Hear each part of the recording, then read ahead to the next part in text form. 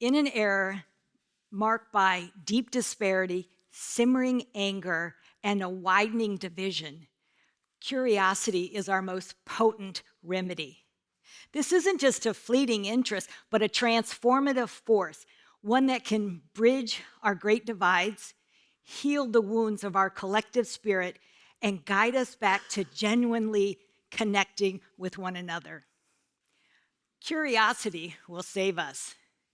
Curiosity, not the kind you fondly associate with Curious George or the kind that sends us spiraling down an endless internet rabbit hole, or the kind that has us sneak a peek over our neighbor's fence. No, I'm talking about a more powerful, transformative curiosity, one that can fundamentally change the way we speak, listen, and connect to one another. Curiosity, in its truest form, is the unsung hero of community and unity. A couple of years ago, I was on a train from Rome to Florence, soaking in the most spectacular autumn day. The man sitting next to me, a handsome Italian, struck up a conversation with me. Well, naturally about the weather. They say 80% of all conversations start with the weather. It's the universal gateway to human connection. He looked at me and asked, "Are you American?"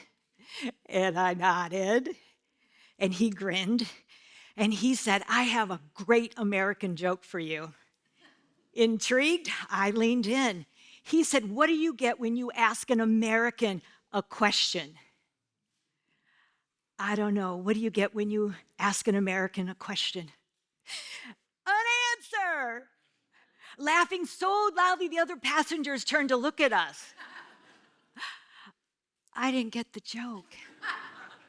But I graciously smiled, not to embarrass him. I mean, an answer. What else would you get, right?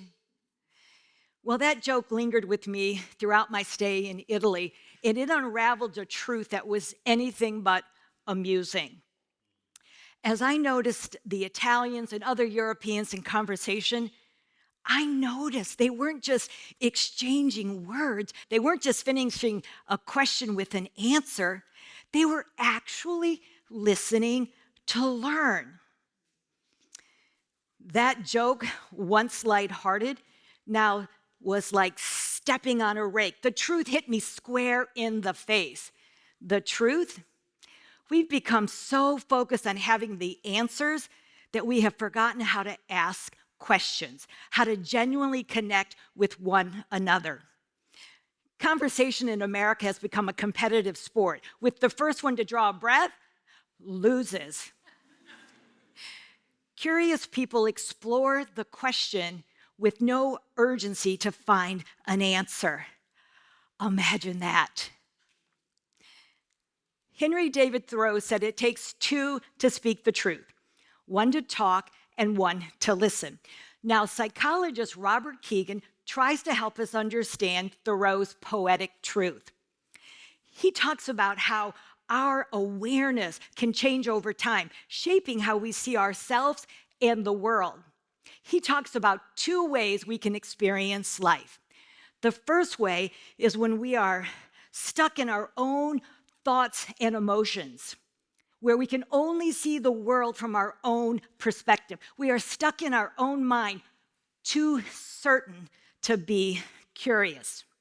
And the second way is learning how to step back, turn back, look back at our thoughts and emotions from a distance. It is here we can begin to understand the limits of our perspective. Yes, limits. For me, this meant asking, why do I have these ideas? Where does this belief come from? How might I be closing myself off from other ways of understanding? To speak the truth, we must first understand the stories we tell ourselves. I found myself in a similar situation earlier this year, but with my family. My two adult daughters and I were brainstorming excuses to avoid going to dinner with a friend we had already invited. Now, this friend, though lovely, she often showed up in a bad mood. And that night, we just wanted to have a good evening. I mean, after all, bad moods are contagious. It's true. Think about it.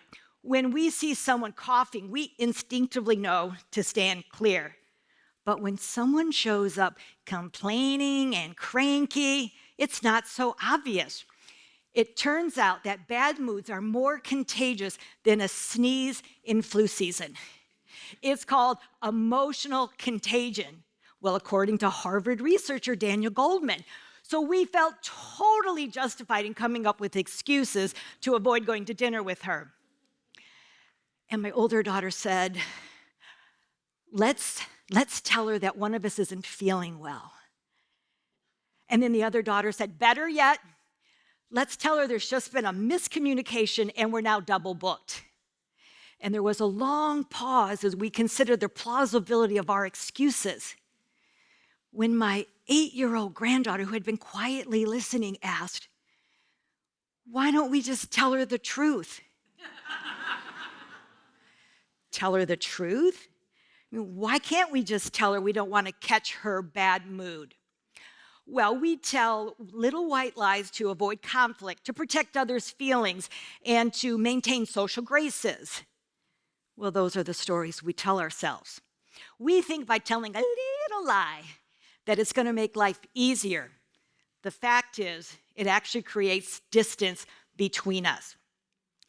And although I had hoped to enjoy my dinner that evening, I realized I had lost my curiosity for this moody friend. And if I wanted to stop avoiding her, I needed to stop avoiding the conversation that might rekindle my interest in her life. Do you have a friend like this? No? Maybe you're that friend. Well, what's a curious person to do? They bust out listening. I mean, most of us think that the speaker has the lead role, the main character, the star of the show. The truth is, it is the listener who holds the key to unlocking curiosity and creating space for new insights. Most of us listen with a myopic mindset, where we are listening to respond, to fix, to win an argument, anything but to understand the other person. I've learned that curious people, they're not just hearing the words, but they're observing the reaction to those words, and they're noticing how biases might be shaping what they're hearing. Earlier this year, I was in a conversation with my dear friend Joan, who lives in this quaint village not far from here. And we were having a discussion about something we both cared deeply about, but from very different perspectives. You know the kind of conversation I'm talking about, where you just can't wait for them to stop speaking so you can deliver your brilliant counter argument. What was the topic? Tourism. Joan was frustrated with the high volume of traffic, increased pollution, and the overcrowding impacting her community. But being one of those tourists, I had a different perspective, and I was ready to defend my position. But then remembering my handsome Italian train mate, Emilio, unfortunately, I dated for a while. That's a story for another day. I decided, as opposed to preparing my rebuttal, I decided to get curious. And I started to listen not just to Joan's words, but to the emotion behind her words. I asked her, Joan, why is this belief so important to you? What experiences have you had that has shaped your experience in this belief? Who would you be without this belief? And in that moment, curiosity transformed our conversation. It was no longer a debate, but a purposeful exchange, a shared exploration. I began to bear witness to something important to Joan that she didn't even know herself until she said the words aloud. We came to understand that there were, in fact, two competing goods. It was good that Joan wanted to protect the community she loved. And it was equally good that as a tourist, my visits brought in revenue while allowing me to enjoy the art and culture and history of that community. We now were intrigued on how these two coexisting goods could play together. Well, what's a curious person to do? They guide the speaker to discover deeper insights about themselves. They see them as a treasure trove.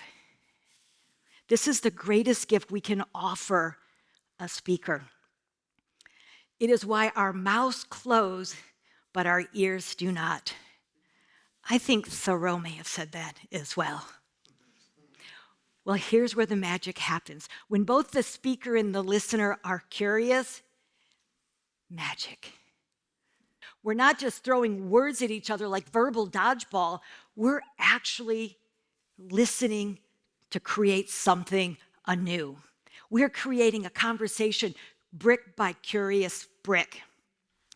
I recall being in a conversation with a work colleague regarding a critical project that involved cutting costs to meet earnings.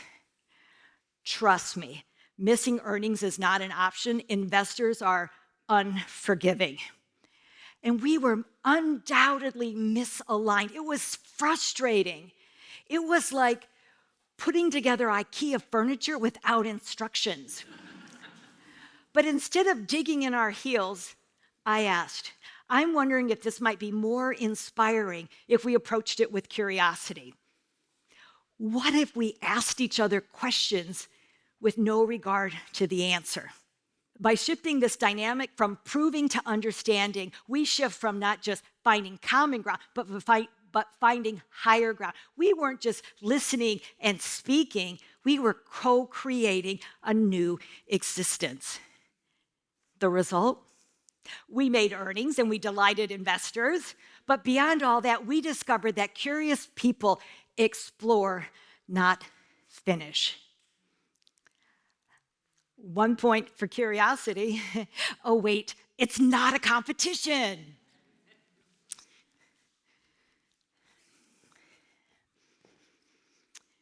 Curiosity holds immense power, even in the most desperate of circumstances.